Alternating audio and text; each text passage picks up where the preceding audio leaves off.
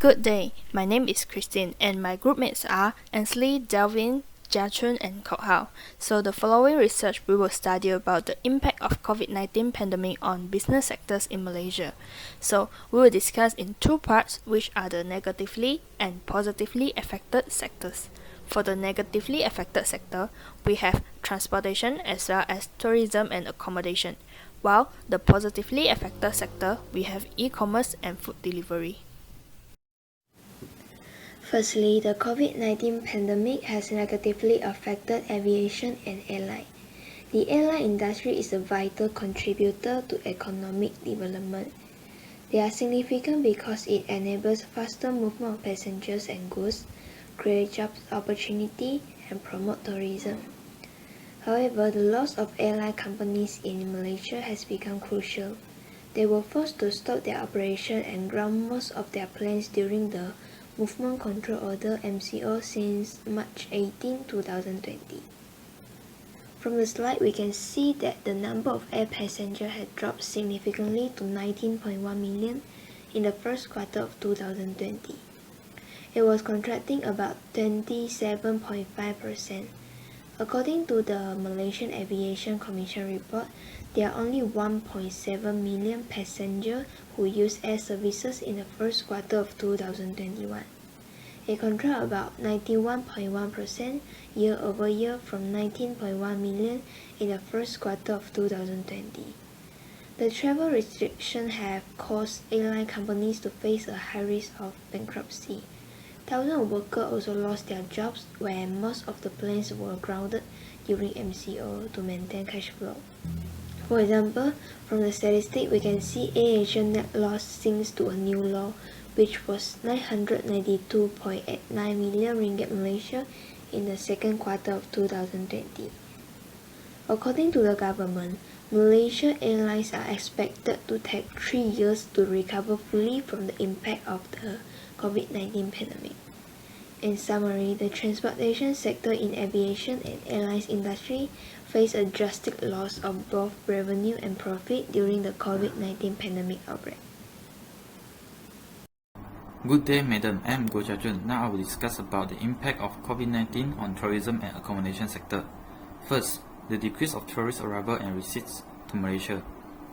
Based on the figure above, in the year 2020, Malaysia total tourist arrival is approximately 4.3 million, while comparing to year 2019, the tourist arrival has decreased 83.4% in total. According to the table from 2008 until 2019, the total average of tourist arrival was around 25 million, but in the year 2020, the total tourist arrival has down to 4.33 million only, while the receipts dropped from 86.1 million to 12.7 million. This makes the tourism sector become difficult to survive in COVID-19 pandemic. Due to the decreasing demand of tourism, the accommodation sector is also being affected as they are closely related. Huge losses due to hotel room cancellation. According to the table above, the hotel total losses due to cancellation from January to March 20, which is during the MCO 1.0, is 75 million ringgit Malaysia, and the total room cancellation is approximately 200,000. Next, huge threat on the salary or job of hotel employees. Because of the decreasing demand of tourism and accommodation, the business owner cannot afford with the huge loss, thus need to cut off their expenditure. This leads to the problem of layoff, unpaid leave, pay cut and even employment. According to the Malaysian Association of Hotel, the layoff rate of hotel workers is 4%, workers with unpaid leave occupy 70%, and workers with pay cut are up to 9%. In summary, from the research above, we can clearly see that how COVID-19 affected the tourism and accommodation sector badly. A very good day to Madam. My name is Delvin Lui Tongjin, and today I'll be presenting about the effects of COVID-19 on the e-commerce sector in Malaysia. So let's get to the first point. The first point I'd like to present is the change of buying behavior of Malaysians. As seen from the picture, 69% of Malaysians focus only on buying essential products like groceries, snacks, personal hygiene items, and preventive care items. Next, another 27% still do make purchases other than essential items, which can be explained in their own senses, such as home cleaning products to maintain the cleanliness of house, skincare and health supplements to help build body immunity, do-it-yourself items so that in the case of emergency, such as leaking pipes, fuse lightings during lockdown. And lastly, work from home items, as people mostly work from home and have online classes during the lockdown. However, the most apparent non-essential purchase tends to be the health supplements, which is proven by the Google Trend data above, comparing vitamin C keyword, which is the most commonly taken health supplement to boost immunity, where it shows to be peaking during the pandemic. Next point is that it facilitates the growth in new entrepreneurs in the e-commerce sector. So from the statistic above, it shows that the unemployment rate of Malaysians peaked at an all-time high within 10 years during the pandemic.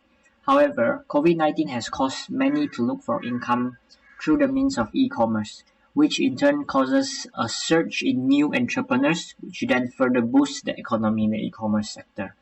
It is to be noted that an overwhelming 73.2% of respondents that has 3 or more dependents which can be understood as coming from a family household.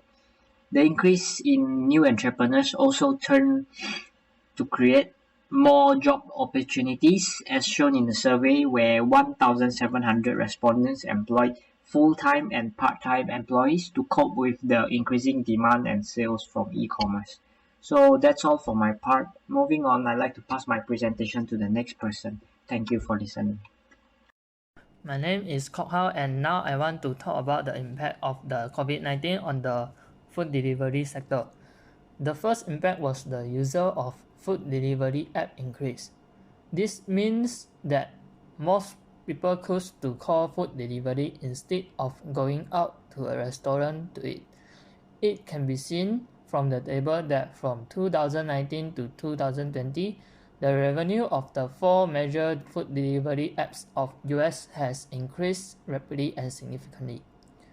Besides, this also indirectly improves the income of food delivery.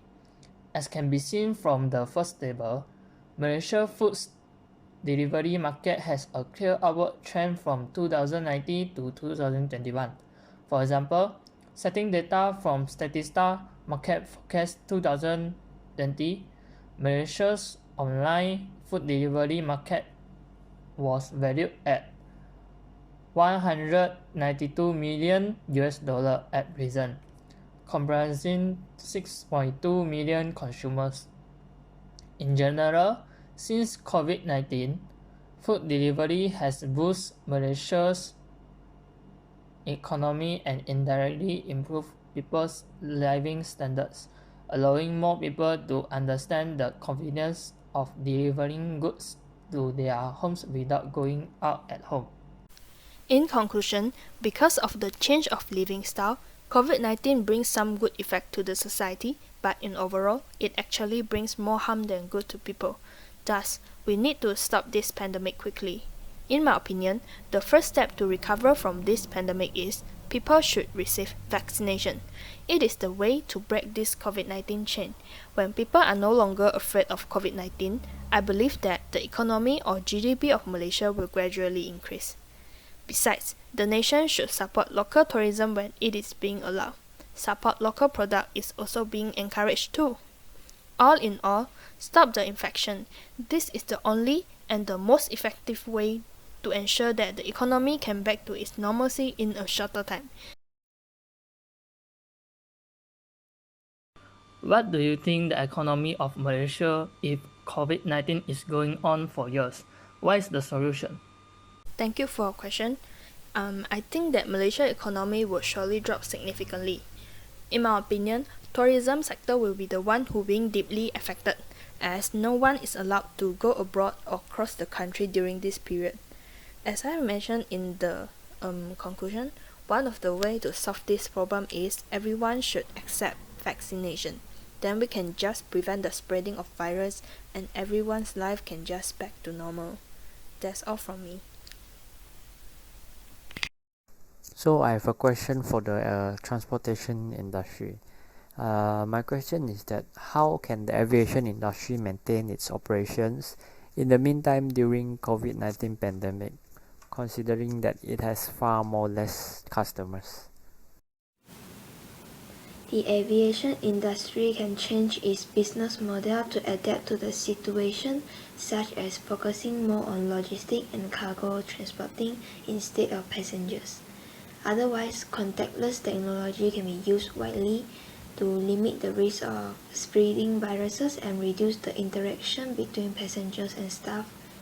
For example, contactless check-in, security process, in-flight entertainment, and food and beverage pre-ordering. So I have a question for tourism and accommodation sector. So what the authority should do to increase the number of tourists when the COVID-19 is over? For the question stated just now, tourism sector should provide cheap and valuable trips to attract the tourists. Besides, tourism sector should also encourage the tourists to support local travel in order to help Malaysia's economy. Accommodation sector should have a collaboration with tourism sector to help each other back to their own track in a shorter time. That's all from me. Thank you.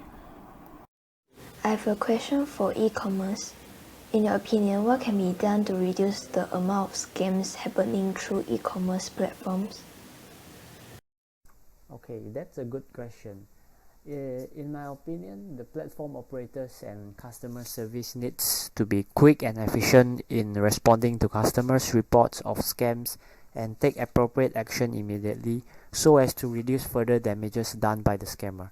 Other than that, other buyers can also leave reviews on the particular product to guide other users and prevent them from becoming the next victim.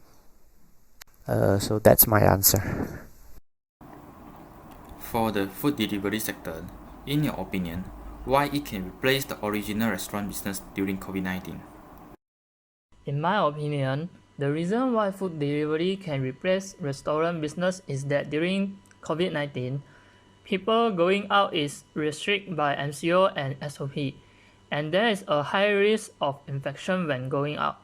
So ordering food at home can not only comply with the regulations set by the government, but also take care of your own health. That's all from our group. Thank you.